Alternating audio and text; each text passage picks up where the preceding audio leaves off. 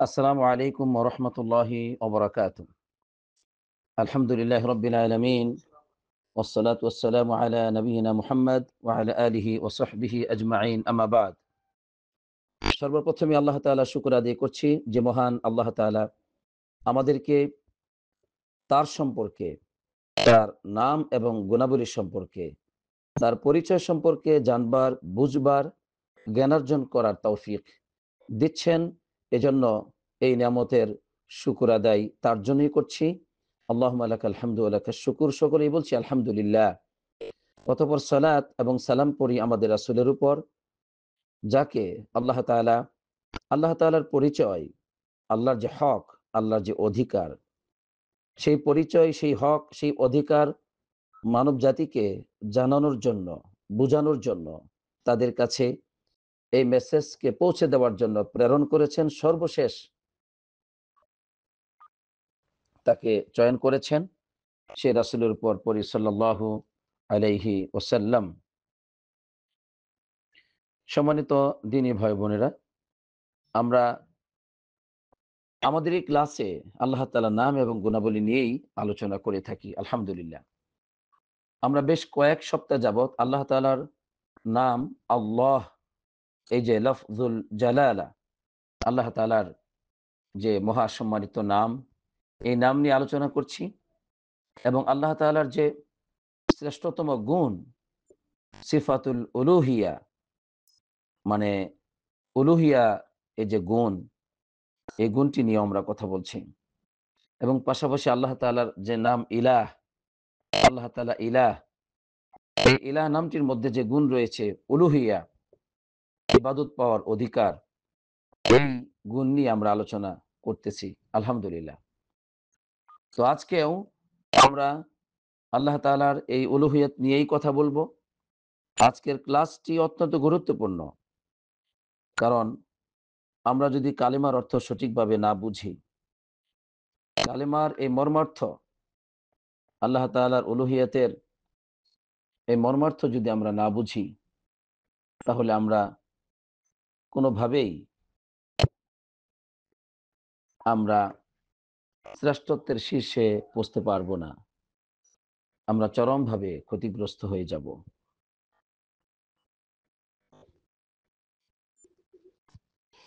আলহামদুলিল্লাহ। আমরা আজকেও আল্লাহ রাব্বুল আলামিনের সিফাতুল উলুহিয়া নিয়েই কথা বলবো। উলুহিয়া, এই গুণটি নিয়ে কথা বলবো ইনশাআল্লাহ। ক্লাসটি খুবই গুরুত্বপূর্ণ। আমাদের সবাইকে অত্যন্ত মন দিয়ে, মনোযোগ সহকারে শুনতে হবে। আল্লাহ তাআলা যেন আমাদেরকে মন দিয়ে শুনবার তৌফিক দান করেন, বুঝবার তৌফিক দান করেন। আমিন। সম্মানিত দিনী ভাই বোনেরা, আল্লাহ রাব্বুল আলামিনের এই কালেমাকে মানুষ যদি না বুঝে, যতদিন পর্যন্ত এই কালিমাকে যথাযথ না বুঝবে, এর অর্থকে সঠিকভাবে অনুধাবন না করতে পারবে, ততদিন মানুষ এই জমিনে আল্লাহ তাআলার গোলামি করবে না। আর অপরদিকে যদি আল্লাহর গোলামি করেও তারা পাশাপাশি আল্লাহর সাথে শিরিক করা থেকে বিরত থাকতে পারবে না। শয়তান তাদেরকে শিরিক করাবেই। শয়তান অবশ্যই তাদেরকে শিরিক করাবে, যদি তাদের কাছে এই কালেমা সম্পর্কে সঠিক জ্ঞান না থাকে। এজন্য এই কালেমার অর্থ সঠিকভাবে আমাদেরকে বুঝতে হবে।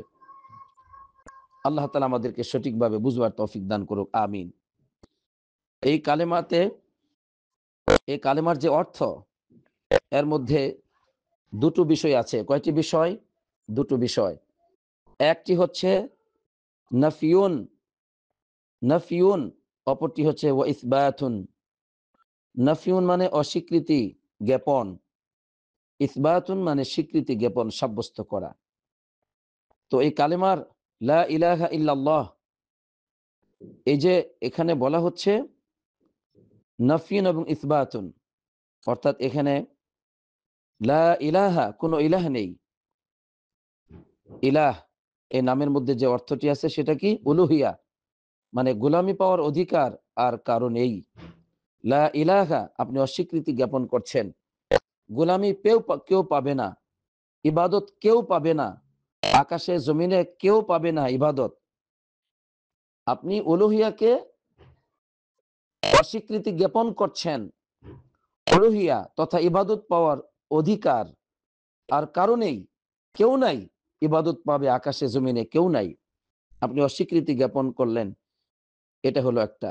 দুই, ওয়া ইসবাতুন, সাব্যস্ত করলেন, স্বীকৃতি প্রদান করলেন। সেটা কি? লা ইলাহা ইল্লাল্লাহ, আল্লাহ ছাড়া, এর মানে একমাত্র আল্লাহই এই ইবাদতের অধিকারী। ইবাদত পাওয়ার অধিকারী একমাত্র কে? আল্লাহ সুবহানাহু ওয়া তাআলা। এটা আপনি বললেন। এজন্য এজন্য এই বিষয়টি আমাদেরকে অবশ্যই জানতে হবে যে ইসবাতুন, স্বীকৃতি জ্ঞাপন করলেন, একমাত্র আল্লাহর জন্য সাব্যস্ত করলেন যে আল্লাহ তাআলাই একমাত্র উলুহিয়ার অধিকারী, ইবাদতের একমাত্র অধিকারী কে? আল্লাহ। আল্লাহ। আলহামদুলিল্লাহ। তাহলে কালেমার মধ্যে, কালেমার অর্থের মধ্যে দুটো জিনিস আছে। কয়টি জিনিস আছে বলুন? বলুন। দুটো। হ্যাঁ, আমার সাথে একটু কথা বলবেন আমাদের দিনী ভাইরা যারা আছেন। দুটো। একটি হচ্ছে অস্বীকৃতি জ্ঞাপন, মানে ইলাহ হওয়ার বা ইবাদত পাওয়ার অধিকারী আর কেউ নেই, এটা অস্বীকৃতি জ্ঞাপন করছেন।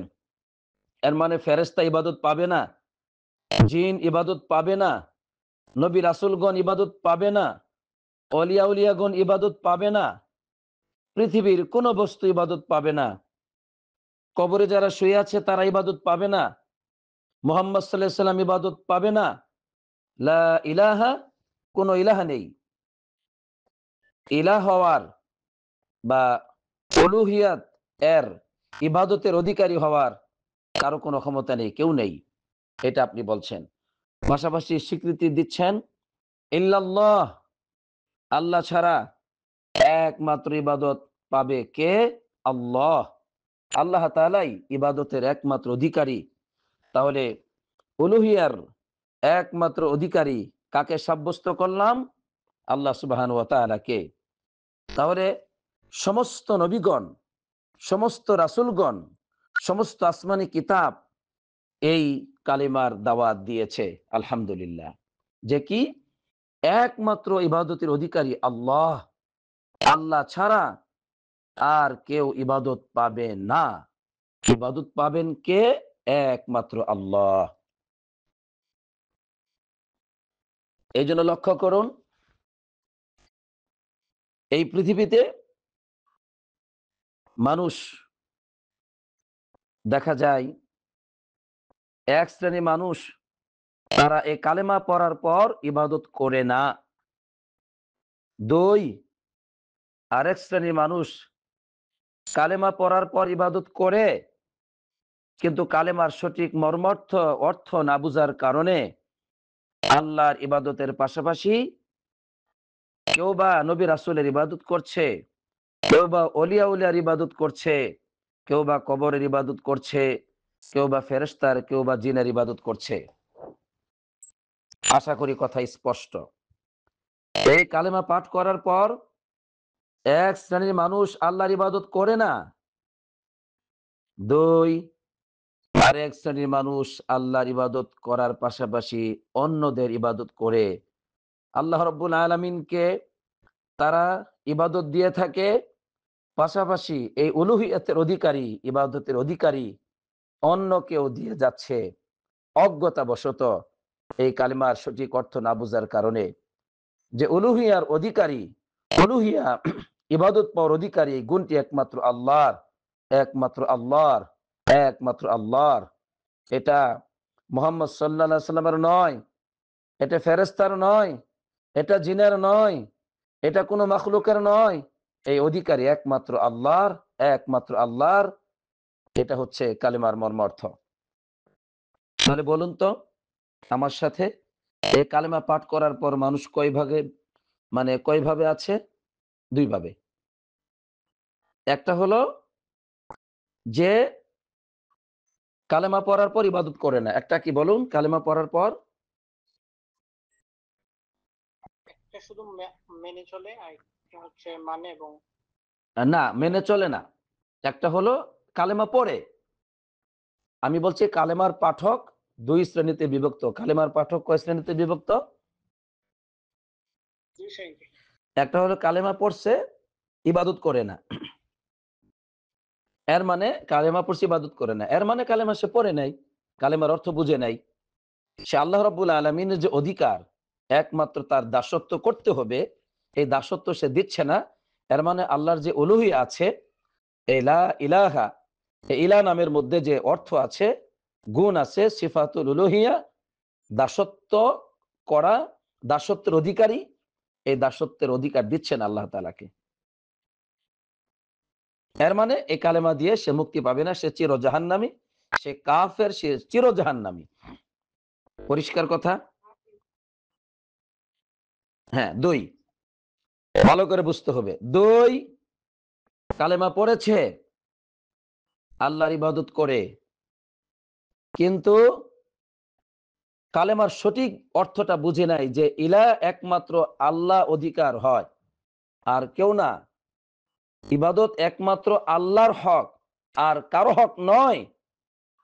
এই জিনিসটা না বুঝার কারণে সে আল্লাহর ইবাদতের পাশাপাশি অন্যের ইবাদত করে যাচ্ছে, আল্লাহর সাথে শিরিক করছে।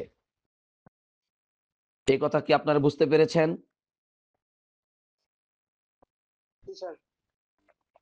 ওকে, এখন আমি সামনের দিকে আগাচ্ছি। এই কালেমা শুধুমাত্র মুখে উচ্চারণ করা না, অর্থ না বুঝে শুধু মুখে উচ্চারণ করা নয়। ভালো করে বলছি, এই কালেমার অর্থ না বুঝে শুধু মুখে উচ্চারণ করলে লাভ হবে না। দলিল, আরবের মুনাফিকরা মুহাম্মদ সাল্লাল্লাহু আলাইহি সাল্লামের সাথে তার এই কালেমা পড়েছিল। তারা বলেছিল লা ইলাহা ইল্লাল্লাহ। এটা বলার পাশাপাশি তারা সালাত আদায় করত, সদকা করত। এ কথা সত্য ছিল, কিন্তু তারপরেও তারা ছিল মুনাফিক। তাদের শাস্তি কতটুকু? জাহান্নামের তলদেশে আল্লাহ তাআলা তাদেরকে নিক্ষেপ করবেন বলে ওয়াদা দিয়েছেন। ইন্নাল মুনাফিকিনা ফিদ দারকিল আসফালি মিনান নার। মুনাফিকরা জাহান্নামের তলদেশে থাকবে। মুনাফিকরা কারা? যারা এই কালেমার পাঠক, কালেমা পড়ে তারা, কিন্তু অর্থটা তারা বুঝে না যে একমাত্র আল্লাহর গোলামি করতে হবে, আল্লাহ ছাড়া অন্য কারো গোলামি করা যাবে না, একমাত্র ইবাদত করতে হবে আল্লাহর, আল্লাহর সাথে কাউকে শরীক করা যাবে না। এটা এটা বুঝে নাই এই মুনাফিকরা। না বুঝে কখনো সালাত আদায় করত, সদকা করত, এই সমস্ত কাজগুলো করত। তাদের মনের মধ্যে সত্যিকার আল্লাহর ভালোবাসা ছিল না, এবং এই কালেমা যারা পড়েছে তাদের প্রতিও তাদের ভালোবাসা ছিল না। এবং এই কালেমার বিরোধিতা যারা করে, যারা আল্লাহর ইবাদত করে না, এবং যারা আল্লাহর সাথে দুশ্মনী করে, শত্রুতা করে, তাদের সাথে ওই মুনাফিকদের কোনো শত্রুতা ছিল না। তাহলে কালেমা পড়েছে, মুখে পড়েছে, কিন্তু সত্যিকার অর্থ তারা বুঝে নাই। তাহলে সত্যিকার অর্থটা কি? এখানে নফিউন থাকতে হবে, ইসবাতুন থাকতে হবে। নফিউন কি? সমস্ত মাবুদকে, আকাশ এবং জমিনের সমস্ত মাবুদকে, গায়রুল্লাহকে অস্বীকার করতে হবে। আর একমাত্র ইবাদতের অধিকার, অথবা একমাত্র সত্য ইলাহ হিসাবে, সত্য মাবুদ হিসাবে আল্লাহ তাআলাকে স্বীকৃতি দিতে হবে। তাহলে ইবাদত একমাত্র আল্লাহর জন্য করতে হবে। এটা হচ্ছে কালেমার মূল বিষয়। তাহলে এখন এতটুকু যদি বুঝেন, তাহলে আপনি বুঝতে পারলেন যে আল্লাহ রাব্বুল আলামিন এই সিফাতুল উলুহিয়া, ইবাদতের অধিকারী, দাসত্ব পাওয়ার অধিকারী, এই গুণটি একমাত্র তিনি তার জন্য সাব্যস্ত করেছেন। তিনি ব্যতীত মুহাম্মদ সাল্লাল্লাহু আলাইহি সাল্লাম হোক, জিবরিল আলাইহিস সালাম হোক, সকলের জন্য তিনি এটাকে অস্বীকৃতি জ্ঞাপন করেছেন। আইয়াকুনা লাহুম মিসকাল হাববাতিন মিন খারদালিন। একদম সরিষার দানা পরিমাণ সামান্যতম ইবাদত, সরিষার দানা পরিমাণ সামান্যতম ইবাদত আপনি মুহাম্মদ সাল্লাল্লাহু আলাইহি সাল্লামের জন্য ব্যয় করবেন, জিবরিল আলাইহিস সালামের জন্য ব্যয় করবেন, অথবা অন্য কোনো অলিয়া উলিয়ার জন্য ব্যয় করবেন, সেটা কিন্তু আল্লাহ রাব্বুল আলামিন সাব্যস্ত করেন নাই। তাহলে ইবাদত একমাত্র কার জন্য আল্লাহ সাব্যস্ত করেছেন বলুন? একমাত্র আল্লাহ তাআলা নিজের জন্য ইবাদতকে সাব্যস্ত করেছেন। অর্থাৎ সিফাতুল উলুহিয়া, এই যে উলুহিয়ার গুণ, উলুহিয়া মানে ইবাদতের অধিকারী। ইবাদতের অধিকারী এই গুণটি আল্লাহর জন্য সাব্যস্ত করেছেন। যে গুণটি আল্লাহ নামের ভিতরে রয়েছে, যে গুণটি ইলাহ নামের ভিতরে রয়েছে, এই গুণটি একমাত্র আল্লাহর, অন্য কারো জন্য আল্লাহ সাব্যস্ত করেন নাই। কিন্তু এবার লক্ষ্য করুন যে পৃথিবীতে রাসূলুল্লাহ সাল্লাল্লাহু আলাইহি সাল্লামের যুগে আরবের মুশরিকরা, আবু জেহেল, তারা ইবাদত করত। উতবা সাইবা সকল ইবাদত করত। হজের মৌসুমে হজ করত। তারা এইভাবে অনেক ইবাদত তারা করত। কিন্তু দেখা যায় ইবাদত করার পাশাপাশি তারা সেখানে অলিয়া উলিয়ার ইবাদত করত। অলিয়া উলিয়ার কিভাবে? তারা আগের যুগে তারা তাদের ইলাহ হিসাবে, আলিহা হিসাবে অসংখ্য আলিহা ছিল। যেমন তাদের মধ্যে ছিল ঈসা আলাইহিস সালাম, উযাইর আলাইহিস সালাম, ফেরেশতা, এরকম অলিয়া উলিয়ার ইবাদত তারা করত। তারা তাদের জন্য মান্নত করত, তাদের জন্য সদকা করত। এভাবে করে বিপদে মুসিবতে তাদেরকে ডাকতো। এটা আবু জেহেল এর মতো আরো যারা ছিল তারা সকলেই এই কাজটা করে যেত। উদ্দেশ্য কি ছিল? উদ্দেশ্য ছিল তারা আল্লাহ নিকটবর্তী হতে চেয়েছিল।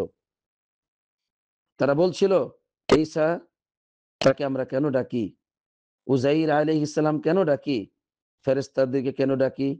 আর অন্য অন্য অলিয়া যারা লাত, উজ্জাত, মানাত, এদেরকে আমরা কেন ডাকি? আমরা জানি আর আমাদের সৃষ্টিকর্তা না, এরা মাখলুক। কিন্তু তারা আমাদেরকে আল্লাহ নিকটবর্তী করে দিবে। কি করে দিবে বলুন? আল্লাহর নিকটবর্তী করে দিবে। এ সম্পর্কে আল্লাহ তাআলা সূরাতুজ জুমারের ৩ নম্বর আয়াতে বলেছেন। সূরাতুজ জুমারের ৩ নম্বর আয়াত পড়ে দেখুন। সেখানে আল্লাহ বলছেন, ওয়াল্লাযীনা ইত্তাখাযু মিন দুনিহি আউলিয়া, তারা আল্লাহকে বাদ দিয়ে অন্যদেরকে আউলিয়া, ওলি হিসেবে গ্রহণ করেছে, অভিভাবক রূপে গ্রহণ করেছে আল্লাহকে বাদ দিয়ে। মা না'বুদুহুম ইল্লা লিয়ুকাররিবুনা ইলাল্লাহি যুলফা, তারা বলে আমরা এইসব অলি, এই অলিদের উদ্দেশ্য কি? ঈসা আলাইহিস সালাম, উযাইর আলাইহিস সালাম, ফেরেশতা, আউলিয়া, লাত, উজ্জাত, মানাত, এই সমস্ত মূর্তিগুলো, এই সমস্ত অলিয়া উলিয়াগুলো উদ্দেশ্য তাদের। তো এখন তারা বলে আমরা এদের ইবাদত এই জন্য করি, লিয়ুকাররিবুনা ইলাল্লাহি যুলফা, আমাদেরকে তারা এক আল্লাহ নিকটবর্তী করে দিবে। লিয়ুকাররিবুনা ইলাল্লাহি যুলফা, আমাদেরকে এক আল্লাহ নিকটবর্তী করে দিবে। কি বুঝতে পারলেন? তাহলে তারা এই অলিয়া উলিয়াকে মাধ্যম রূপে গ্রহণ করেছিল। এদেরকে তারা ডাকতো যে এরা আমাদেরকে আল্লাহ নিকটবর্তী করে দিবে, এরা হলো মাধ্যম। আসলেই তারা এই উযাইর, লাত, উজ্জাত, মানাত আরো যারা ছিল, তাদের মধ্যে আরো অনেক ইবাদত, অনেক অলিয়া উলিয়া ছিল। মানে তাদের মধ্যে যারা সৎ মানুষ মারা যেত, তারা তাদেরকে তাদের একমাত্র মানে আল্লাহ নিকটবর্তী হওয়ার মাধ্যম বানিয়েছিল এবং সুপারিশকারী হিসেবে গ্রহণ করেছিল। আল্লাহ নিকটবর্তী হওয়ার মাধ্যম এবং তাদের জন্য তারা সুপারিশ করবে কিয়ামতের মাঠে, এটা গ্রহণ করেছিল। দলিল সূরাত ইউনূসের 18 নম্বর আয়াত পড়ে দেখুন। সূরাত ইউনূসের 18 নম্বর আয়াত আল্লাহ বলছেন, ওয়ায়াবুদুনা মিন দুনিল্লাহ, আল্লাহকে বাদ দিয়ে তারা অন্যের ইবাদত করে, মা লা ইয়াদুররুহুম ওয়া লা ইয়ানফাউহুম, যা তাদের কোনো উপকার করতে পারবে না, ক্ষতিও করতে পারবে না। ওয়ায়াকুলুন, তবে তারা বলে, তাহলে যে সমস্ত বস্তু তাদের উপকার করতে পারবে না, ক্ষতি করতে পারবে না, এটা কিন্তু তারা জানে, এটা বিশ্বাস করে। এরা মাখলুক, এরা খালেক নয়, এরা সৃষ্টিকর্তা নয়, এরা মাখলুক, এরা আল্লাহ নয়, এরা খালেক নয়, এরা মাখলুক। মাখলুক ওয়ায়াকুলুন, তারা বলে, হাউলাই শুফাউনা ইনদাল্লাহ, এরা সবাই আল্লাহর কাছে আমাদের জন্য সুপারিশকারী। এই লাত, এই উজ্জাত, এই মানাত, এরপরে এই উজাইর, ঈসা, ফেরেশতা, মালাইকা, আউলিয়া, এরা সবাই শুফাউনা ইনদাল্লাহ, আল্লাহর কাছে আমাদের জন্য সুপারিশকারী। তাহলে লক্ষ্য করুন, আরবের লোকেরা মুহাম্মদ সাল্লাল্লাহু আলাইহি ওয়াসাল্লাম যাদের সাথে যুদ্ধ করেছেন, যাদের সাথে লড়াই করেছেন, যাদের বিরুদ্ধে বদরের যুদ্ধ সংগঠিত হয়েছে, যাদের বিরুদ্ধে উহুদের যুদ্ধ সংগঠিত হয়েছে, তারা সবাই আল্লাহর ইবাদত করত, তারা সবাই তারা সদকা করত, তারা এইভাবে হজও করত। কিন্তু তাদের মূল সমস্যাটা কোথায় ছিল? তাদের মূল সমস্যাটা ছিল তারা আউলিয়া উলিয়াকে আল্লাহ নিকটবর্তী হওয়ার মাধ্যম গ্রহণ করেছিল। এই জন্য ওইটাকে বলা হয় আলিহা। ইলাহ এর বহু বচন কি বলা হয়? আলিহা। কোরআনে আলিহা বলেছেন, আরবের লোকেরা সেটাকে আলিহা বলতো, যেগুলো আল্লাহরই, এরা আল্লাহরই, এরা আল্লাহর নিকটবর্তী খুব। ঈসা আলাইহিস সালাম, উযাইর আলাইহিস সালাম, ফেরেশতা, এরা সবাই লাত, উজ্জাত। কারণ তাদের মধ্যে যখন এক মানুষ মারা যেত, ইযা মাতা ফীহিম রাজুলুন সালিহ, সহিহ মুসলিমে আসছে, যখন তাদের মাঝে কোনো নেক বান্দা মারা যেত, তখনই তার কবরে তারা প্রতিচ্ছবি নির্মাণ করত, ওই লোকটাকে সেজদা দিত, ওই কবরে তারা সেজদা দিত। উদ্দেশ্য কি? কারণ এরা আমাদেরকে আল্লাহ নিকটবর্তী করে দিবে। উদ্দেশ্য কি? এই সমস্ত আল্লাহওয়ালা মানুষগুলো, এই সমস্ত আল্লাহওয়ালা সত্তাগুলো আমাদেরকে আল্লাহ নিকটবর্তী করবে, এবং হাউলাই শুফাউনা ইনদাল্লাহ, আল্লাহর কাছে আমাদের জন্য সুপারিশ করবে। তারা সুপারিশকারী আমাদের জন্য। আমরা তো গুনাহগার, আমরা তো পাপী। তাহলে মুহাম্মদ সাল্লাল্লাহু আলাইহি ওয়াসাল্লাম যেই জাতির কাছে প্রেরিত হয়েছিলেন, ওই জাতি, তারা আল্লাহ রাব্বুল আলামিনকে অস্বীকার করে নাই, বরং কোরআনে আল্লাহ সাক্ষ্য দিয়েছেন তারা সকলেই আল্লাহকে স্বীকার করে। যেমনটি আল্লাহ তাআলা সূরাত ইউনূসের ৩১ নম্বর আয়াতে কারিমা পড়ে দেখুন, সেখানে আল্লাহ বলছেন, কুল, হে রাসূল আপনি বলুন, মাইয়ারযুকুকুম মিনাস সামাই ওয়াল আরদ, আকাশ এবং জমিন থেকে তোমাদেরকে কে রিজিক দেন? আম্মা ইয়ামলিকুস সামআ ওয়াল আবসার, তোমাদের দৃষ্টি শক্তির মালিক কে? তোমাদের শ্রবণ শক্তির মালিক কে? সূরা ইউনূসের ৩১ নম্বর আয়াত। তাহলে এখানে এভাবে আল্লাহ তাআলা মুহাম্মদ সাল্লাল্লাহু আলাইহি ওয়াসাল্লাম জিজ্ঞেস করতে বলতেছেন, বলো আরবের লোকদেরকে বলো, এবং তাদেরকে আরো বলো, ওমা ইখরিজুল হাইয়্যা মিনাল মাইয়িতি ওয়া ইখরিজুল মাইয়িতা মিনাল হাই, যে মৃত থেকে জীবনকে সৃষ্টি করেন, জীবন থেকে কে মৃত্যু ঘটান। তাহলে মৃত থেকে জীবনকে ঘটান এবং জীবন থেকে মৃত্যুকে ঘটান আল্লাহ। ওমা ইউদাব্বিরুল আমর, সকল কার্য পরিচালনা কে করেন? এর মানে আকাশের, জমিনের, গোটা বিশ্বের সকল কার্য পরিচালনা কে করেন? আপনি তাদেরকে প্রশ্ন করুন, আরবের মুশরিকদেরকে প্রশ্ন করুন। ফাসায়াকুলুন আল্লাহ, তারা সকলেই বলবে এক আল্লাহ, আমাদেরকে আকাশ এবং জমিন থেকে রিজিক দেন এক আল্লাহই, আমাদের শ্রবণ শক্তি, দৃষ্টি শক্তির মালিক এক আল্লাহই, জীবন থেকে মৃত্যু ঘটান, মৃত থেকে জীবন ঘটান এক আল্লাহই, সকল কার্যকে পরিচালনা করেন। তাহলে বোঝা গেল তারা আল্লাহ রাব্বুল আলামিনের তাওহীদ রুবুবিয়াকে স্বীকার করত। আল্লাহ যে সৃষ্টিকর্তা, আল্লাহ যে রিজিক দাতা, আল্লাহ যে আকাশ এবং জমিনের মালিক, আল্লাহ যে জীবনের সকল কিছুর মালিক, আল্লাহ যে সুস্থ দেওয়ার মালিক, আল্লাহ রাব্বুল আলামিন যে সব কিছুর একমাত্র মালিক, এই ব্যাপারে তাদের কোনো আল্লাহর ক্ষেত্রে বিশ্বাস ছিল না। আপনারা কি আমার এই কথাটি বুঝেছেন? আলহামদুলিল্লাহ স্যার, বুঝতে পারলাম। তাহলে সমস্যা কোথায় ছিল? সমস্যাটা কোথায় ছিল? সমস্যাটা ছিল তারা বিপদে মুসিবতে এমন সব সত্তাকে ডাকতো, এমন সব সত্তার ইবাদত করত যেগুলো ছিল গায়রুল্লাহ, এবং সেগুলো কোনো খারাপ মানুষ ছিল না। তারা ছিল কারা? তারা ছিল নবী ও রাসূলগণ, তারা ছিল অলি আউলিয়াগণ।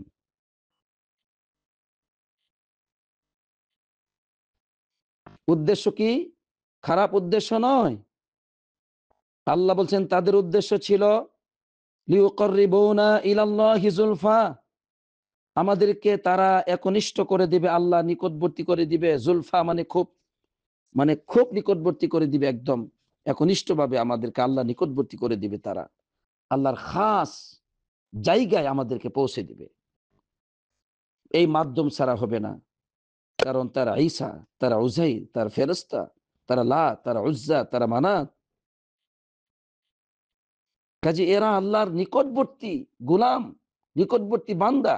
এগুলো মাধ্যম, এদের মাধ্যম ছাড়া আল্লাহর কাছে পৌঁছা যাবে না। আর কি আখিরাতে আমরা সুপারিশ পাবো এদের, এরাই আমাদের জন্য সুপারিশ করবে। হাউলাই শুফাউনা ইনদাল্লাহ। অথচ এই কালেমা লা ইলাহা ইল্লাল্লাহ, এই কালেমা আল্লাহ ব্যতীত সমস্ত মাবুদকে অস্বীকার করে, আল্লাহ ব্যতীত সমস্ত মাধ্যমকে অস্বীকার করে। এগুলোর কোনো মূল্য নেই, এগুলোর কোনো মূল্য নেই। এই কালেমা সব কিছুকে বাতিল ঘোষণা করেছে। তুমি যখন বলবে একমাত্র আল্লাহই ইবাদতের অধিকারী, তখন এগুলো সব বাতিল। এরা সব মাখলুক, এরা সব আল্লাহর গোলাম, এদের ইবাদত চলবে না। এর মানে আল্লাহ ব্যতীত অন্যকে ডাকা সেটা ইবাদত। আল্লাহ ব্যতীত অন্যকে ডাকা মানে মৃতদেরকে ডাকা। সে নবী রাসূল হোক, তাকে আপনি ডাকতে পারবেন না। সে ফেরেশতা হোক, ফেরেশতা জীবিত আছে, ফেরেশতাদেরকে আপনি ডাকতে পারবেন না বিপদে মুসিবতে, যে ফেরেশতারা আমারে সাহায্য করো। আমাদের সাথে দুজন ফেরেশতা আছে না? আছে। আমরা বলতে পারবো না এই ফেরেশতাগণ আমাদেরকে সাহায্য করো, কারণ ফেরেশতাগণ কোনো সাহায্য আপনাকে করতে পারবে না আল্লাহর হুকুম ছাড়া। আল্লাহ হুকুম করলে ফেরেশতা আপনার জান কবজ করবে, আল্লাহ হুকুম করলে ফেরেশতা বৃষ্টি বর্ষণ করবে, আল্লাহ হুকুম করলে ফেরেশতা আপনাকে সাহায্য করবে, বিভিন্ন বিপদ মুসিবত থেকে বাঁচাবে আল্লাহর হুকুমে। এটা আল্লাহ করবেন, আপনি না।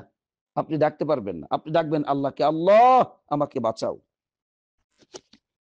বদরের যুদ্ধে ফেরেশতাগণ মুহাম্মদ সাল্লাল্লাহু আলাইহি ওয়াসাল্লামকে, সাহাবায়ে কেরামদেরকে সাহায্য করেছেন, কিন্তু তিনি কি ফেরেশতাদেরকে ডেকেছিলেন? তিনি ডেকেছেন আল্লাহকে। আল্লাহ ফেরেশতাদেরকে পাঠিয়ে সাহায্য করেছেন, সেটা আল্লাহর ইচ্ছা। সুতরাং আপনি কি চান সেটা আল্লাহর কাছে চাইবেন। তাহলে আল্লাহকে ব্যতীত অন্যদেরকে ডাকা, যেই ক্ষেত্রে তারা ওইটার মালিক নয়, ওই সাহায্য তারা করতে পারবে না, ওইটার মালিক নয়, এমন কোন বিষয়ে গায়রুল্লাহকে ডাকা, ওইটা আল্লাহর সাথে শিরিক, ওইটা আল্লাহর সাথে মাধ্যম গ্রহণ করা, ওইটা আল্লাহ ব্যতীত অন্যকে ইলাহ হিসেবে গ্রহণ করা, আল্লাহ ব্যতীত অন্যকে ইলাহ হিসেবে গ্রহণ করা।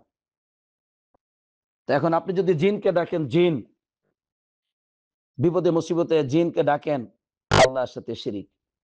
রাস্তা দিয়ে একাকি হাঁটতেছেন, ভয় লাগতেছে, অন্ধকার, বলতেছেন এই এলাকাতে কোনো জিন থাকলে আমাকে সাহায্য করো, এটা আল্লাহর সাথে শিরকুন আকবর। কেন আপনি জিনকে ডাকবেন? জিনকে ডাকার অধিকার আপনার নেই, আপনি ডাকতে পারেন না। আজকে হাজার হাজার কবিরাজ জিন পালে, জিনের গোলামি তারা করে, আর ওই জিন দ্বারা মানুষকে আল্লাহর গোলামি থেকে বিচ্ছিন্ন করে ও তাদের গোলাম বানায়। আপনাকে জিনে ধরেছে, কবিরাজের কাছে যান, বলবে যে তুমি একটা কুরবানি করো, তাহলে জিন চলে যাবে, তোমার বাড়িতে আসবে না। নতুন বাড়ি দিয়েছেন, জিনে ডিস্টার্ব করে, কবিরাজের কাছে যাবেন, কবিরাজ বলবে ঠিক আছে আর আসবে না, যাও একটা ছাগল জবাই করে ওই আম গাছ তলে রেখে আসো, যাও। এটা শিরকুন আকবর, জিনের জন্য জবাই করা। কারণ জিনের জন্য জবাই করা, এটা এটা জবাই করা ইবাদত। জবাই করতে হবে একমাত্র আল্লাহর, আল্লাহু আকবার বলে, আল্লাহ সন্তুষ্টির জন্য। এখানে আপনি এক অদৃশ্য শক্তি জিন, ওই জিনকে দিয়ে আপনি জিনের জন্য জবাই করতেছেন, এটা আল্লাহর সাথে শিরিক। এভাবে যে কোনো ইবাদত, আপনি বিপদে মুসিবতে জিনকে ডাকবেন, ফেরেশতাদেরকে ডাকবেন, মুহাম্মদ সাল্লাল্লাহু আলাইহি সাল্লামকে ডাকবেন, উজাইর আলাইহিস সালামকে ডাকবেন, খাজা বাবা মাইনুদ্দিন চিশতি রহমাতুল্লাহি আলাইহিকে ডাকবেন, এগুলো সব মাবুদ হয়ে যাবে তখন। এগুলো সব মাবুদ, কিন্তু এগুলো সব মিথ্যা মাবুদ। একমাত্র সত্য মাবুদ আল্লাহ। আল্লাহ আল্লাহ বলছেন উদউনি আস্তাজিব লাকুম, তোমরা আমাকে ডাকো, আমি তোমাদের ডাকে সাড়া দিব। সুবহানাল্লাহ। তোমরা আমাকে ডাকো, আমি সামিউদ দুআ, আমি দোয়াকে শুনি। তোমরা আমাকে ডাকো, আমি করিবুম মুজিব, আমি খুব নিকটবর্তী, করিব নিকটবর্তী, মুজিব আমি প্রার্থনা কবুলকারী। তোমরা আমাকে ডাকো, আমি আলিমুম বিযাতিস সুদূর, আমি অন্তর্যামী। তোমরা আমাকে ডাকো, আমি ইন্নাল্লাহা আলা কুল্লি শাইইন কদির, আমি আল্লাহ সকল কিছুর উপর ক্ষমতাশীল। সুবহানাল্লাহ। কোন গুণের ভিত্তিতে মুহাম্মদ সাল্লাল্লাহু আলাইহি সাল্লামকে আপনি ডাকবেন বিপদে মুসিবতে? মুহাম্মদ সাল্লাল্লাহু আলাইহি সাল্লামের এমন কি গুণ আছে যে গুণের জন্য আপনি বিপদে মুসিবতে তাকে ডাকবেন? উজাইর আলাইহিস সালাম, ঈসা আলাইহিস সালাম সহ ফেরেশতা এবং জিন সহ এদের কি গুণ আছে যে গুণের ভিত্তিতে বিপদে মুসিবতে তাদেরকে ডাকবেন? কোন গুণের ভিত্তিতে তাদেরকে আল্লাহর মাধ্যম হিসেবে গ্রহণ করবেন যে আল্লাহর নিকটবর্তীরা আপনাকে করে দিবে? না, এরা সবাই আল্লাহর গোলাম, এরা সবাই আল্লাহর গোলাম। এদেরকে আল্লাহ সৃষ্টি করেছেন আল্লাহর গোলামির জন্য, আল্লাহর দাসত্বের জন্য। এরা কেউ আল্লাহর উলুহিয়তের অধিকারী নন, এরা কেউ ইবাদত এবং দাসত্ব পাওয়ার অধিকারী নন। এরা সবাই আব্দুন, এরা সবাই আব্দুন, এরা সকলেই আল্লাহর গোলাম, আল্লাহর গোলাম। কেন জিনকে আপনি ডাকবেন? কেন ভয় করছেন জিনকে আপনি? জিন আপনার কোনো ক্ষতি করতে পারবে না আল্লাহ যদি না চান। তাহলে আয়াতুল কুরসি পড়ুন, আল্লাহকে ডাকুন, জিনের অনিষ্টতা থেকে আল্লাহর কাছে সাহায্য চান, শয়তানের অনিষ্টতা থেকে আল্লাহর কাছে সাহায্য চান। আর সেটা না করে তাবিজ লটকাই দিছেন সূরা ফাতিহার নকশা, বিসমিল্লাহির রহমানির রহিম, এটা না লিখে ৭৮৬ লিখে দিলেন। এটা কি? বিসমিল্লাহির রহমানির রহিম, এটা বিসমিল্লাহ। ৭৮৬ এটা আল্লাহর নাম, এটা আল্লাহর নাম, এটা রহমান হয়, এটা রহিম। বিসমিল্লাহির রহমানির রহিম, এখানে আল্লাহ নাম রয়েছে, এখানে রহমান নাম রয়েছে, এখানে রহিম নাম রয়েছে। তাহলে আল্লাহ, রহমান, রহিম এই নামগুলো বুঝি ৭৮৬ মধ্যে ঢুকে গেল। হে বাঙালি জাতি, তোমরা কেন তোমাদের রবকে এভাবে বিকৃত করছো? কেন? কেন তোমাদের রব যে বিসমিল্লাহির রহমানির রহিম নাজিল করেছেন সেটাকে তোমরা কেন বিকৃত করলে ৭৮৬ করে? কেন তোমাদের কাছে সূরাতুল ফাতিহার নকশা পাওয়া যায়? কেন সূরা ইখলাস, সূরা নাসের নকশা পাওয়া যায়? তোমাদের নবীজি কি নকশা তোমাদেরকে শিখিয়ে দিয়েছেন সাল্লাল্লাহু আলাইহি ওয়াসাল্লাম? তাহলে এইভাবে এগুলো, এই ৭৮৬ এখন বিপদে মুসিবত থেকে বাঁচার জন্য আপনি করতেছেন, এটা কোরআন না, এটাই কুফরি কালাম, এটি আল্লাহ তাআলার সাথে কুফরি করা হচ্ছে, এটা আল্লাহর সাথে শিরক করা হচ্ছে এগুলো দিয়ে। বিপদে মুসিবতে আশ্রয় চাবেন আল্লাহর কাছে। আল্লাহ, কুল আউযু বিরাব্বিন নাস, কুল, হে রাসূল তুমি বলো, আউযু আমি আশ্রয় চাই, অনিষ্টতা থেকে আশ্রয় চাই, কুল আউযু বিরাব্বিন নাস মানুষের রব, মানুষের রবের কাছে, ইলাহিন নাস মানুষের ইলাহের কাছে আমি আশ্রয় চাই বিপদে মুসিবতে, মিন শাররিল ওয়াসওয়াসিল খান্নাস, খান্নাস নামক শয়তানের অনিষ্টতা থেকে আমি আশ্রয় চাই। এটা তো আল্লাহর কাছে চাইতে হয়। তাহলে তাবিজ দিয়ে বিকৃত করে আশ্রয় চাওয়া হয়, এভাবে করে এদেরকে মাধ্যম হিসেবে গ্রহণ করা হয়। এখন প্রশ্ন হচ্ছে, যারা এভাবে কবর পূজারী, মাজার পূজারী আছে, এই সমস্ত মুসলমান, নামদারি মুসলমানদের কাছে যান, তারা সকলেই বিশ্বাস করে যে এই যে ওলিয়া উলিয়া আছে, এই যে ওলিয়া উলিয়া আছে, আমাদের অমুক আল্লাহর ওলি আব্দুল কাদের জিলানী হোক, এরপরে আপনার বাইজিদ বুস্তামি রহমাতুল্লাহ আলাই হোক, আব্দুল কাদের জিলানী রহমাতুল্লাহ আলাই হোক, এভাবে বিভিন্ন পীর হোক, যত অলিয়া উলি আছে, তারা বলে আন্নাল্লাহা জাআলা লিখাওয়াসিল খালকি মানজিলাতান, এই যে আল্লাহ তাআলার যে বিশেষ ব্যক্তিবর্গ যারা আছে, বিশেষ ব্যক্তিবর্গ যারা আছে আল্লাহর, এদের আল্লাহর কাছে এদের বিশেষ একটা মর্যাদা আল্লাহ নির্ধারণ করেছেন, বিশেষ মর্যাদা। সেটা কি? ইয়ারুদ, আল্লাহ সন্তুষ্ট হন, পছন্দ করেন। আন্নাল ইনসান ইয়ালতাজিউ ইলাইহিম ওয়া ইয়ারজুহুম ওয়া ইস্তাগীথু বিহিম ওয়া ইয়াজআলুহুম ওয়াসিতা বাইনাহু ওয়া বাইনাল্লাহ। যা আল্লাহ পছন্দ করেন, মানুষ বিপদে মুসিবতে তাদের কাছে আশ্রয় চাইবে, তাদের কাছে ফিরে যাবে, তাদের কাছে আশা করবে। এই সমস্ত আল্লাহর নেক বান্দাদের কাছে এদের একটা মর্যাদা আছে। মানুষ বিপদে মুসিবতে তাদেরকে ডাকবে এবং তাদেরকে আল্লাহর মাঝে এবং তাদের মাঝে মাধ্যম হিসেবে গ্রহণ করবে, এটা আল্লাহ পছন্দ করেন। এদেরকে মাধ্যম হিসেবে গ্রহণ করা ছাড়া আল্লাহ নিকটবর্তী আল্লাহ করবেন না, আল্লাহ পছন্দ করবেন না। আল্লাহ পছন্দ করেন আল্লাহর নিকটবর্তী যদি কেউ হতে চায়, এদেরকে যেন মাধ্যম হিসেবে গ্রহণ করে। যেমন যদি কেউ কেউ যদি জজ সাহেবের কাছে পৌঁছতে চায় কোর্টে, কেউ যদি বিচারপতির কাছে পৌঁছতে চায়, তাহলে তার অবশ্যই মাধ্যম লাগবে, উকিল ধরা লাগবে। এটাই হচ্ছে উকিল। বলেন নাউযু বিল্লাহ, এটা হচ্ছে উকিল। এই জন্য বলে এরা হচ্ছে অলিয়া উলিয়া, এরা হচ্ছে অলিয়া উলিয়া। এই অলিয়া উলিয়া আমাদের সমাজে এরা হচ্ছে, এই অলিয়া উলিয়াদের দোহাই দিয়ে যারা অলিয়া উলিয়াকে সেজদা দেয়, অলিয়া উলিয়াকে, জীবিত অলিয়া উলিয়াকে সুপারিশকারী হিসেবে গ্রহণ করে, এ অলিয়া উলিয়ারা আমাদের জন্য সুপারিশ করবে, এ অলিয়া উলিয়ারা আমাদেরকে বিপদ মুসিবত থেকে বাঁচাবে, মৃত অলিয়া উলিয়ারা তারা আমাদেরকে আল্লাহ নিকটবর্তী করে দিবে। এগুলো সব হচ্ছে ইলাহ, এগুলো সব ইলাহ, এগুলো সব ইলাহ। এই জন্য তারা এদেরকে সেজদা দেয়, এই জন্য তারা এদের কাছে আশা করে যে আমাদেরকে কিয়ামতের মাঠে তারা বাঁচাবে, আমাদেরকে সুপারিশ করবে, আমাদেরকে আল্লাহ নিকটবর্তী করে দিবে।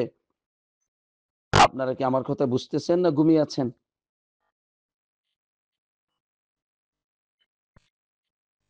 বুঝতে পারছি। জি স্যার, বুঝতেছি। আলহামদুলিল্লাহ, আলহামদুলিল্লাহ। আল্লাহ রাব্বুল আলামিন আমাদেরকে বুঝবার তৌফিক দান করুক, আমিন, আমিন। তাহলে এইভাবে জিনকে ইলাহ হিসেবে গ্রহণ করেছে, ফেরেশতাকে ইলাহ হিসেবে গ্রহণ করেছে, এভাবে উজাইর আলাইহিস সালামকে গ্রহণ করেছে একদল, এভাবে ঈসা আলাইহিস সালামকে গ্রহণ করেছে, কেউ বা ফেরেশতাকে ইলাহ হিসেবে গ্রহণ করেছে, কেউ বা অলিয়া উলিয়াকে ইলাহ হিসেবে গ্রহণ করেছে, কেউ বা মুহাম্মদ সাল্লাল্লাহু আলাইহি সাল্লামকে ইলাহ হিসেবে গ্রহণ করেছে, কেউ বা মরা গরুর হাড্ডিকে ইলাহ হিসেবে গ্রহণ করেছে, কেউ বা পাহাড় পর্বতমালাকে ইলাহ হিসেবে গ্রহণ করেছে, কেউ বা রাম লক্ষ্মণ সীতাকে ইলাহ হিসেবে গ্রহণ করেছে, কেউ বা তাবিজকে তার ইলাহ হিসেবে গ্রহণ করেছে। এইভাবে বিভিন্নভাবে মানুষ ইলাহ হিসেবে গ্রহণ করেছে। আল্লাহ ব্যতীত অন্য যার ইবাদত করা হোক, সেটা অতি সামান্য করা হোক অথবা বেশি করা হোক, সম্পূর্ণটাই ওই উলুহিয়তের অধিকারী। আপনি কাউকে অল্প দেন আর বেশি দেন, আপনি কেউ আল্লাহর সাথে শরীক করে ফেললেন।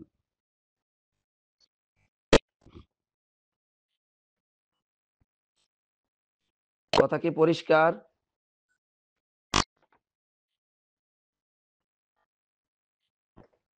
জি স্যার। আলহামদুলিল্লাহ। এবার শুনুন। আলহামদুলিল্লাহ স্যার। জি, তাহলে লক্ষ্য জোর করুন। হয়ে যাচ্ছে আপনার কথাটা। জি, জি, কি বললেন? স্যার, সাউন্ড মাঝে মাঝে ল্যাগ হচ্ছে আর কি। আপনার কথা একটু জোর সরে আসতেছে। ও আচ্ছা, সাউন্ড মাঝে আপনার মধ্যে সাউন্ডটা একটু প্রবলেম হচ্ছে মাঝে মাঝে। মাঝে মধ্যে প্রবলেম হচ্ছে না? আচ্ছা, আল্লাহ যেন হেফাজত করেন। অনলাইন তো, আল্লাহ যেন হেফাজত করেন। আচ্ছা, তাহলে এখন তো বোঝা যাচ্ছে, তাই না? আলহামদুলিল্লাহ। ওকে, তাহলে লক্ষ্য জি করুন স্যার, বলো। যে এই কালেমার যে অর্থ, এই কালেমার যে অর্থ, সেটা হচ্ছে সেটা হচ্ছে সেটা হচ্ছে যে আপনি সমস্ত উলুহিয়াতকে অস্বীকার করবেন। কোনো ইলাহ নেই, কোনো ইলাহ নেই, কোনো ইলাহ নেই। বাস অস্বীকৃতি জ্ঞাপন করা প্রথমেই। ২, ইল্লাল্লাহ, প্রথমে লা ইলাহা, কোনো ইলাহ নেই, অস্বীকার করলেন। ওরা আবার সাব্যস্ত করলেন ইল্লাল্লাহ, আল্লাহ ছাড়া, আল্লাহ ব্যতীত। তো এক আল্লাহর জন্য আপনি উলুহিয়তকে, ইবাদত পাওয়ার অধিকারকে, ইবাদতের হকদার হিসাবে একমাত্র আল্লাহ তাআলাকে সাব্যস্ত করলেন। এর মানে এখন থেকে আপনি হিন্দু ছিলেন, খ্রিস্টান ছিলেন, অমুসলমান ছিলেন, বৌদ্ধ ছিলেন, পৌত্তলিক ছিলেন, আজকের পর থেকে সমস্ত মাবুদকে অস্বীকার করবেন। জিনের ইবাদত করেছেন, নবীদের ইবাদত করেছেন, কবরের ইবাদত করেছেন, কবরে তোয়াফ করেছেন, সমস্ত মাবুদকে আপনি অস্বীকার করবেন। আর আজকে থেকে এক আল্লাহর গোলামি শুরু করবেন। আল্লাহ কি করতে বলেছেন? আল্লাহ নামাজ পড়তে বলছেন, পড়বেন। রমজান মাসে কি করতে বলেছেন? সিয়াম পালন করতে বলছেন, করবেন। আপনার টাকা হলে যাকাত দিতে বলেছেন, আপনি যাকাত দিবেন। আপনার টাকা হলে হজ করতে বলেছেন, আপনি হজ করবেন। আপনি ব্যবসা বাণিজ্যে যাবেন, সত্য কথা বলবেন। কারণ মিথ্যা বললে ব্যবসায় লাভ হয়, কে বলেছে?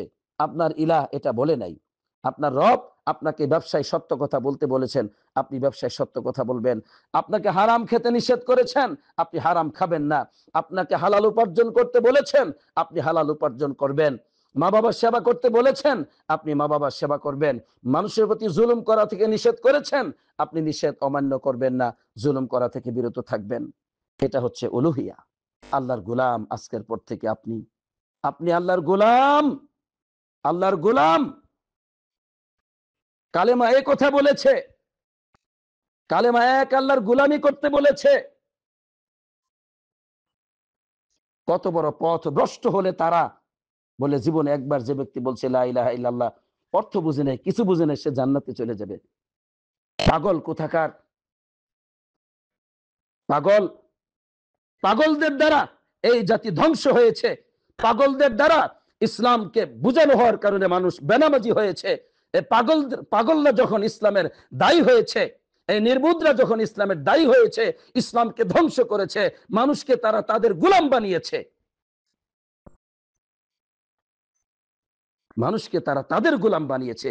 মানুষকে তারা নিজেদের দিকে ডাকে, নিজেদের বুজুর্গির কথা বলে, আল্লাহর গোলামির দিকে তারা ডাকে নাই। তারা জান্নাতে পৌঁছে দিবে। অথচ মুহাম্মদ সাল্লাল্লাহু আলাইহি সাল্লাম এই কালেমার দাওয়াত কিভাবে দিয়েছেন? তিনি ওয়াংজিরা আশিরাতাকাল আকরাবিন যখন আয়াত নাজিল হলো, ওয়াংজিরা আশিরাতাকাল আকরাবিন, হে রাসূল, তুমি তোমার আপন জনদেরকে, নিকটবর্তী আত্মীয় স্বজন, রক্তের আত্মীয় স্বজনদেরকে ভীতি প্রদর্শন করো। আয়াত যখন নাজিল হলো, মুহাম্মদ সাল্লাল্লাহু আলাইহি সাল্লাম সাফা পাহাড়ে দাঁড়িয়ে গেলেন। আপনারা দেখেছেন, আগে যারা হজ করেছেন, এই সাফা পাহাড়টি আর কাবা শরীফ কত নিচে ছিল, সাফা পাহাড় কত উপরে ছিল। আপনারা যারা অনেক দিন, আজ থেকে 10-15 বছর আগে যারা হজ করেছেন, উমরা করেছেন, তারা তারা বলতে পারবেন মোটামুটি আমরা কিছুটা পেয়েছিলাম। আগে যারা এসেছিলেন মক্কাতে দেখছেন অনেক উপরে উপরে হোটেল ছিল, এখন তো গুলি ভেঙে বড় বড় হোটেল বানাইছে। তাহলে সাফা পাহাড়ে দাঁড়িয়ে ওই যে কাবার চতুর্পাশে ঘরবাড়ি ছিল কুরাইশদের, এগুলো নিচে ছিল। নবী করিম সাল্লাল্লাহু আলাইহি সাল্লাম ওই সাফাতে দাঁড়িয়ে, ইয়া মাশারা কুরাইশ, হে কুরাইশ সম্প্রদায় শোনো, ওই সাফা পাহাড়ে সবাইকে ডাকতেছেন। তখন ওই নিচে যারা আছে পুরো এলাকা, এই কাবাকে কেন্দ্র করে যত এলাকা আছে, সমস্ত কুরাইশ বংশরা নবীজির কথা শুনতেছিল। তখন তিনি ডেকে বলতেছেন, ইয়া মাশারা কুরাইশ, নবীজি পাহাড়ের উপরে উঠেছেন সবাইকে ডাকার জন্য। এখন তো মিডিয়া আছে আমাদের কাছে, আলহামদুলিল্লাহ পৌঁছে যাচ্ছে খবর। কিন্তু তখন তো মিডিয়া ছিল না, মাইক ছিল না, কিচ্ছু ছিল না। ওই সফাতে দাঁড়িয়ে বলতেছেন, ইয়া মাশারা কুরাইশ, হে কুরাইশ সম্প্রদায় শোনো, ইশতারু আনফুসাকুম, তোমরা নিজেরা নিজেদেরকে জাহান্নাম থেকে বাঁচাও। এই কালেমার মর্মার্থ। অর্থাৎ তোমরা কালেমা পড়ে, লা ইলাহা ইল্লাল্লাহ পড়ে, এক আল্লাহর গোলামি করে, লা ইলাহা ইল্লাল্লাহ পড়ে নিজেদেরকে তোমরা জাহান্নাম থেকে বাঁচাও। ইস্তারু আনফুসাকুম লা উগনি আনকুম মিনাল্লাহি শাইআ, আমি মুহাম্মদ সাল্লাল্লাহু আলাইহি সাল্লাম তোমাদেরকে আল্লাহর ফয়সালা থেকে, আল্লাহর আযাব থেকে আমি বাঁচাতে পারবো না। এভাবে তিনি ডেকেছেন।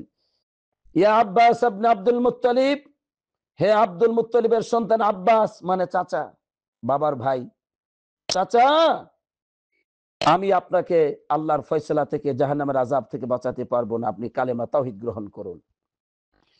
ইয়া ফাতিমা বিনতে মুহাম্মদ সাল্লাল্লাহু আলাইহি সাল্লাম, হে ফাতিমা মুহাম্মদ সাল্লাল্লাহু আলাইহি সাল্লামের মেয়ে শোনো, সালিনি মিন মালি মা শি'তি, আমার ধন সম্পত্তি থেকে তুমি কি চাইবে চাও, এটা আমার অধিকার আছে, দেওয়ার মতো ক্ষমতা আছে, আমি তোমাকে দিয়ে দিব। কিন্তু লা উগনি আনকি মিনাল্লাহি শাইআ, আল্লাহর আযাব থেকে, আল্লাহর ফয়সালা থেকে, আল্লাহর আযাব থেকে আমি তোমাকে কিছুই করতে পারবো না। তাহলে এক আল্লাহর গোলামীর দিকে মুহাম্মদ সাল্লাল্লাহু আলাইহি সাল্লাম, এক আল্লাহর গোলামীর দিকে মুহাম্মদ সাল্লাল্লাহু আলাইহি সাল্লাম ডেকেছেন। এই জন্য তারা এক আল্লাহর গোলামি করেছেন, আল্লাহর সাথে তারা শিরিক করেন নাই। আর এখন হাই, এত মানুষ কালেমা পড়েছে, এত মানুষ কালেমা পড়েছে, কবরে ভিড়, মাজারে ভিড়, খারাপ কাজে ভিড়, বাজারে ভিড়, মসজিদে লোক নাই তেমন। হায় আল্লাহ, এত পাপ, এত অশ্লীলতা, এত অন্ধকার সমাজে, এত অন্ধকার। কোনটি আল্লাহর ইবাদত, কোনটি কার ইবাদত, কি একটা হযবরল অবস্থা। কি আপনারা বুঝতে পেরেছেন? আলহামদুলিল্লাহ স্যার। সম্মানিত দিনী ভাই বোনেরা, সুতরাং এই কালেমার দাওয়াত মুহাম্মদ সাল্লাল্লাহু আলাইহি সাল্লাম আরবি ভাষাভাষী লোকদেরকে কত বছর দিয়েছিলেন মক্কাতে? বলুন। 13 বছর। কত বছর দিয়েছিলেন? 13 বছর। এতদিন সময় লাগে? হ্যাঁ, এতদিন সময় লাগে। এই কালেমা যদি আপনি বুঝে যান, তখন আপনি এক আল্লাহর উপর ভরসা করবেন, কারণ আপনি আল্লাহর গোলাম হয়ে গেছেন। আল্লাহ বলছেন, আল্লাহ বলছেন, যে ব্যক্তি আল্লাহর উপর ভরসা করবে আল্লাহ তার জন্য যথেষ্ট। বাস। আল্লাহ বলছেন, ফালা তাখশাউন নাস ওয়াখশাউনি, তোমরা মানুষকে ভয় করো না, আমাকে ভয় করো। আপনি তো আর মানুষকে ভয় করবেন না এ কালেমা যখন পড়েছেন। এই কালেমা, এই কালেমার দাওয়াত রাসূলুল্লাহ সাল্লাল্লাহু আলাইহি ওয়াসাল্লাম 13টি বছর দিয়েছেন মক্কাতে। তাহলে আজকে যারা বেনামাজি, তারা উলুহিয়ত বুঝে নাই, তারা কালেমা বুঝে নাই, তারা মুনাফিকদের মতো মনে করেছে মুখে উচ্চারণ করলেই হয়ে গেল। মুনাফিকদের মতো তারা কালেমা পড়েছে, এটা মুখে স্বীকৃতি দিলেই হয়ে গেল, এটা অন্তরে না থাকলেও চলে, মুখে দিলেই হলো। অথবা তারা বলে অন্তরে আছে। চরম মিথ্যাবাদী। কিসের অন্তরে আছে তোমার? তোমার কাছে টাকা পায় 1 লক্ষ, তোমার অন্তরে আছে 1 লক্ষ পায়, দাও না কেন? টাকা দিয়ে যাও, আগামী বছর দিব। আসলো 2 বছর, 3 বছর, 10 বছর, 30 বছর, মারাই গেলা। তোমার অন্তরে আছে। তোমার অন্তরে, তোমার অন্তরে এই আমি টাকা পাই এটা থাকলেই কি হবে? আমার টাকা আমি পাবো কোথায়? তোমার অন্তরে উলুহিয়ত আছে আল্লাহর। এই উলুহিয়ত দিয়ে তুমি কি করবে? তুমি যদি তোমার রবের গোলামি না করো, যেই জন্য তোমাকে আল্লাহ সৃষ্টি করেছেন, তোমার কপাল সৃষ্টি করেছেন, তোমার হাত পা সৃষ্টি করেছেন আল্লাহকে সেজদা দেওয়ার জন্য, এই সেজদা দেওয়ার জন্য আল্লাহ তোমাকে সৃষ্টি করলেন, আর তুমি বলতেছো অন্তরে আছে, চলবে? মিথ্যাবাদী কোথাকার।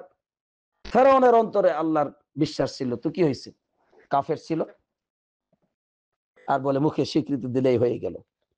তাহলে আমরা সমস্যায় জর্জরিত কিনা বলুন তো, আপনারা একটু কথা বলুন। জি স্যার। আরো কেউ আছেন? আপনারা একটু কথা বলুন, আমাদের দিনী ভাইয়েরা একটু কথা বলুন। জি স্যার, আমরা সমস্যায় জর্জরিত। এর মানে আমরা উলুহিয়াতকে বুঝি নাই, যে আমি যে আল্লাহর গোলাম, আমার যে একজন রব আছেন, তাকে যে ইবাদত করতে হবে, তাকে যে সাজদা দিতে হবে, তিনি যে আমাকে আদেশ করেন, তিনি যে আমাকে নিষেধ করেন, এটা যে মানতে আমি বাধ্য, এটা মানতে যে আমি বাধ্য, এই বিষয়টা আমরা বুঝি নাই। আমাদের কাছে কোন কালেমা প্রকাশ করা হয়েছে? যে ব্যক্তি জীবনে একবার বলবে লা ইলাহা ইল্লাল্লাহ, সে জান্নাতে চলে যাবে। বাস, হয়ে গেছে। আর কি বলছি? তো আমরা সবাই ইমানদার। কিভাবে? আরে ভাই, অন্তরে তো আছে ভাই, আল্লাহর বিশ্বাস তো অন্তরে আছে। আরে ভাই, বলছি তো জীবনে একবার, ছোট সময় বক্তব্য তো পড়াই দিছে আমাদেরকে হুজুররা লা ইলাহা ইল্লাল্লাহ। এখন এই তো আসলে বুঝি সবই, ব্যবসা বাণিজ্য, এটা সেটা, আসলে রাজনীতি, দেশ পরিচালনা, সামাজিক ব্যস্ততা, সংসার, সন্তানাদি, বিবাহ শাদী, এটা সেটা পারি না। বাহ, কত সুন্দর গল্প তোমার, কত সুন্দর গল্প। সুতরাং এই কালেমাকে আমাদেরকে বুঝতে হবে, এটা বুঝতে হবে, এটা মানুষকে বুঝাতে হবে। এই কালেমা যদি মানুষ বুঝে, মানুষ ঘুম থেকে জাগ্রত হবে, আল্লাহর গোলামি করবে, আকাশ থেকে আল্লাহ রহমত নাজিল করবেন, আল্লাহ নিরাপত্তা নাজিল করবেন। কাফের মুশরিকদের কাছে মাথা নত করতে হবে না, যেভাবে সাহাবায়ে কেরামগণ তাবিঈনগণ তাবে তাবিঈনগণ করেন নাই, আমাদের করতে হবে না। কাফের মুশরিকদেরকে ভয় পেতে হবে না, আমাদেরকে আল্লাহ একাকী ছেড়ে দিবেন না। কাফের মুশরিকদেরকে দ্বারা আল্লাহ আমাদেরকে আযাব দিবেন না, যেভাবে আখিরাতে জাহান্নামের আগুন দ্বারা আমাদেরকে আযাব দিবেন না, ফেরেশতাদেরকে দিয়ে আল্লাহ আমাদেরকে আখিরাতে আযাব দিবেন না। অনুরূপ ভাবে দুনিয়াতেও এই কাফের মুশরিকদেরকে দ্বারা, পাপিষ্টদেরকে দ্বারা, সমাজের এই কালিমার বিরুদ্ধাচরণকারী দ্বারা, এই সমস্ত যারা গায়রুল্লাহর গোলামি করে, শয়তানের গোলামি করে, আল্লাহর সাথে শিরিক করে, এই সমস্ত মুশরিকদেরকে দ্বারা আমাদেরকে আল্লাহ পদদলিত করবেন না। এই জমিন আল্লাহর, এই আকাশ আল্লাহর। আল্লাহ এমনটি করতে পারেন না যারা কালেমা পড়বে।